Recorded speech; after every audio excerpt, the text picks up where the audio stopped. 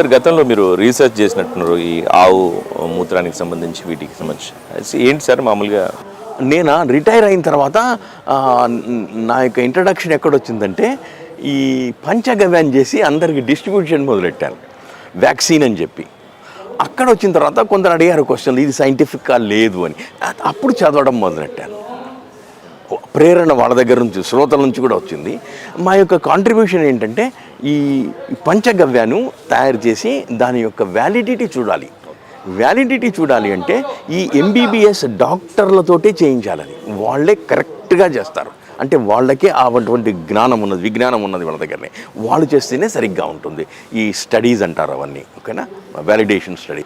వాళ్ళకు మెంటరింగ్ ఇవ్వచ్చు, గైడింగ్ ఇవ్వచ్చు. ఇది చేశాను. వాళ్ళు ఇప్పుడు రాయడానికి మొదలెట్టాడు. ఇంకొకటి ఏంటంటే ఈ గోమూత్రం నుంచి క్యాన్సరు అంటారు, మోకాళ్ళ నొప్పులు అంటారు, ఎన్నో ఉన్నాయి. ఈ క్యాన్సర్ గురించి కూడా కొందరు చేస్తున్నారు.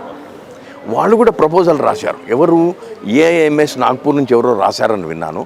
వాళ్ళకు కూడా అది గ్రాంట్ అయిపోతుంది, ఇచ్చేస్తారు. ఇది చేయడం వల్ల చాలా గొప్పగా ఉంటుంది. ఇది కూడా రావాలి. ప్రభుత్వం కూడా దోహదం చేస్తుంది, చాలా దోహదం చేస్తుంది. వాళ్ళు ఆయుష్ డిపార్ట్మెంట్ అని పెట్టింది. ఆ తర్వాత ఇటువంటి ప్రపోజల్స్ ఎవరైనా క్వాలిఫైడ్ పర్సన్స్ ఎవరైనా రాస్తే ఇమీడియట్గా ఇచ్చేస్తుంది, కూడా గ్రాంట్ చేసేస్తుంది. దాంతో వాళ్ళు రీసెర్చ్ని ముందుకు తీసుకుపోవచ్చు. నేనేం చేస్తున్నా అంటే ఈ పంచగవ్య మీద అంతా చదివి వాళ్లకు వీళ్లకు అవేర్నెస్ తీసుకొచ్చి, అయ్యా బాబు నువ్వు ఈ పని చేస్తే గొప్పగా ఉంటుంది, నీ యొక్క కెరియర్ ముందుకెళ్తుంది, ఇటువంటి మాటలు చెప్పి వాళ్ళని అందులోకి తీసుకొస్తున్నాను.